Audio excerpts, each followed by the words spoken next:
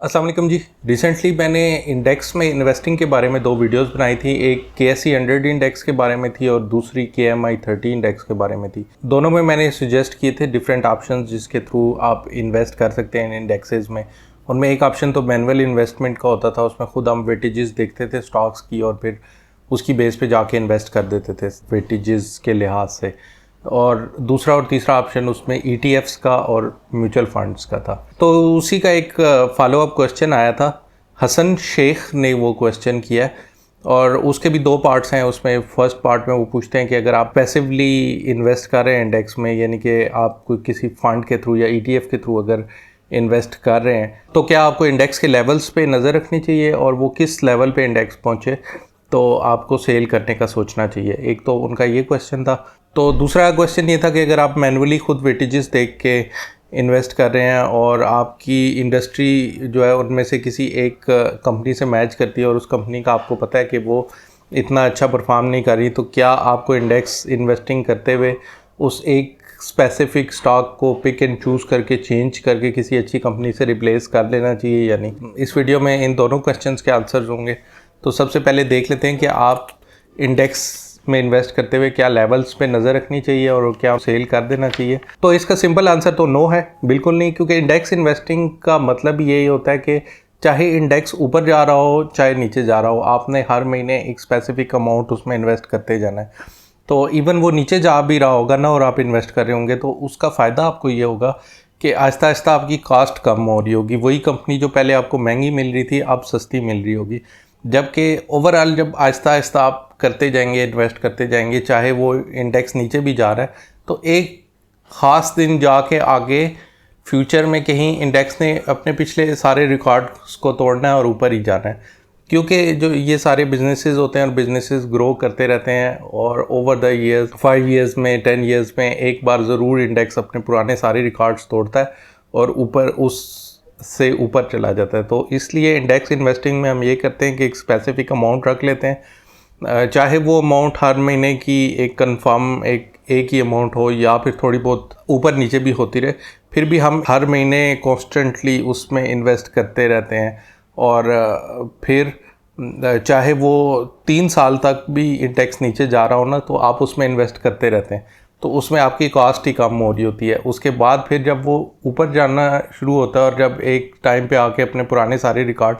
तोड़ देता है, उस वक्त तक एक तो आपकी जो इन्वेस्टमेंट है वो एवरेज हो के उसकी कॉस्ट वैसे ही कम हुई भी होती है, तो वो अपने रिकॉर्ड्स ना भी तोड़े, अपने पुराने किसी रिकॉर्ड के लेवल पे भी जब आ जाता है तो आप फ़ायदे में ही होते हैं। और फिर जब वो रिकॉर्ड्स वगैरह तोड़ देता है और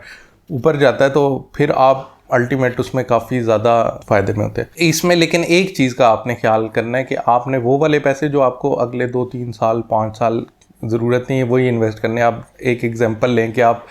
3 साल तक इन्वेस्ट करते जा रहे हैं और 3 साल तक इंडेक्स जो है वो नीचे जाता जा रहा है, दोबारा बाउंस बैक नहीं कर रहा है या थोड़ा बहुत करता भी है, लेकिन आप स्टिल लॉस में और आपको उन पैसों की ज़रूरत पड़ जाती है और आप फिर लॉस पे बेचते हैं, तो फिर ये तो लॉस हुआ ना। उस केस में फिर बेहतर ये होगा कि आप वो वाले पैसे उस फिक्स्ड इनकम में रखें जिसमें आपको तकरीबन 2-3-4 साल आप कुछ फ़ायदा तो होगा ना। लेकिन अगर आपके कुछ ऐसे पैसे हैं जिनको आपने कहीं ज़रूरत नहीं है, जिस पे कोई मकसद असाइन नहीं किया हुआ, उसको आप आराम से इसी स्ट्रेटजी के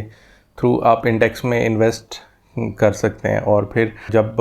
आप फ़ायदे में जाएं तो चाहे उसको फिर रिडीम करें, बेचें, जो मर्ज़ी करें। लेकिन इस बेस पे कि स्टॉक इंडेक्स जो है वो नीचे जाने लग गया, अब इसको बेच दिया जाए, तो वो टाइम करने की कोशिश करेंगे तो फिर इतना फ़ायदा नहीं होगा। अच्छा, इसके अलावा जो दूसरा क्वेश्चन था उनका किसी भी ख़ास बिजनेस को रिप्लेस करने के बारे में कि आप इंडेक्स में जो है वेटेजेस के लिहाज से इन्वेस्ट करते जा रहे हैं, मसलन इंडेक्स की टॉप 20-30 कंपनीज़ में, तो अब आपको पता लगता है कि एक ख़ास कंपनी जो है वो इतना अच्छा बिज़नेस उसका नहीं चल रहा, आप ख़ुद भी उसी इंडस्ट्री में आप ज़्यादा अच्छा पहचान सकते हैं, तो क्या आपको उसको किसी दूसरी कंपनी से रिप्लेस कर देना चाहिए। तो वैसे तो जो इंडेक्स इन्वेस्टिंग है ना, उसका मतलब यही होता है कि आप टॉप की जितनी आपने कंपनी मुख्तस की है ना 20-30, तो उनके अंदर ही आप इन्वेस्ट करें और उसी वेटेज के लिहाज से करते जाएं। लेकिन आपको एक स्पेसिफ़िकली आपको उस इंडस्ट्री की और उस कंपनी की पक्की नॉलेज है और दूसरा फंडामेंटल्स की बेस पे और कंफर्म्ड इंफॉर्मेशन की बेस पे, आपकी अपनी नॉलेज की बेस पे आपको पता लगता है कि कोई ख़ास कंपनी है जो कि अभी तो बहुत अच्छा परफॉर्म कर रही है, ज़ाहिर है उसी वजह से वो टॉप 20-30 में होगी ना, वरना अच्छा अगर परफॉर्म उस वक्त तक ना किया होता तो वो टॉप 20-30 में कैपिटलाइजेशन के लिहाज से आती ही ना। तो अगर आपको पता चलता है कि वो अभी तक तो अच्छा परफॉर्म कर रही थी लेकिन आगे कुछ ऐसी चीज़ें होने जा रही हैं जो कि उसको डिसएडवांटेज पे ले जाएंगी, और ये भी आपको कोई किसी सो कॉल्ड इनसाइडर न्यूज़ की बेस पे नहीं पता, बल्कि आपको कंफर्म फंडामेंटल्स और उसी इंडस्ट्री के नॉलेज की वजह से पता है कि वो नुकसान में जाने वाली है, तो फिर आप ये कर सकते हैं कि आप फिर उसको जो है किसी अच्छी कंपनी से रिप्लेस कर लें। लेकिन इनसाइडर न्यूज़ इसलिए मैं कह रहा हूँ कि अक्सर जो इनसाइडर न्यूज़ होती हैं वो फेक भी होती हैं। लोगों ने अगर स्टॉक्स उठाने हैं तो तब भी वो मैनिपुलेट कर सकते हैं कि कंपनी अच्छी नहीं जा रही तो वो फेक न्यूज़ फैला दें, या वैसे भी कोई अगर किसी की नीयत ठीक भी है, उसने अब न्यूज़ कुछ निकाली है लेकिन वो बाद में टर्न आउट ये होता है कि वो उसका इतना इफेक्ट नहीं था।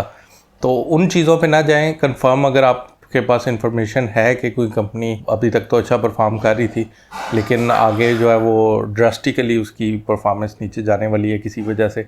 तो फिर आप ज़रूर जो है वो उसको किसी उससे दूसरे से कर लें। लेकिन ये नहीं होना चाहिए कि वो टेम्परेली अगर नीचे जाने वाली है तो फिर आप कर लें। वैसे तो अगर कोई कंपनी आहिस्ता आहिस्ता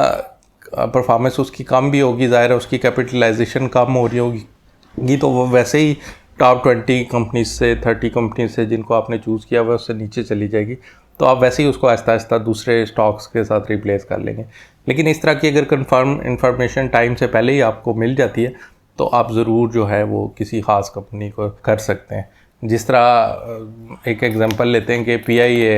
है फॉर एग्जांपल, वो एक टाइम तक अच्छा परफॉर्म कर रही थी। अगर आपको पता लग जाता है कि ये कंपनी अब इसके बाद नहीं चलने वाली और डूम्ड है, तो फिर आप उसको आराम से जो है वो कर लें, चेंज कर लें, बेशक उसमें कोई अर्ज नहीं है। इस चैनल पे मैं पाकिस्तान स्टॉक एक्सचेंज के बारे में, म्यूचुअल फंड्स के बारे में और पर्सनल फाइनेंस के बारे में वीडियोस बनाता रहता हूँ। अगर आप भी उन वीडियोस से फ़ायदा उठाने में इंटरेस्टेड हों तो ज़रूर चैनल को सब्सक्राइब कर लें। अगर ये वाली वीडियो अच्छी लगी हो तो लाइक का बटन प्रेस कर दें। मिलते हैं अगली वीडियो में इंशाल्लाह।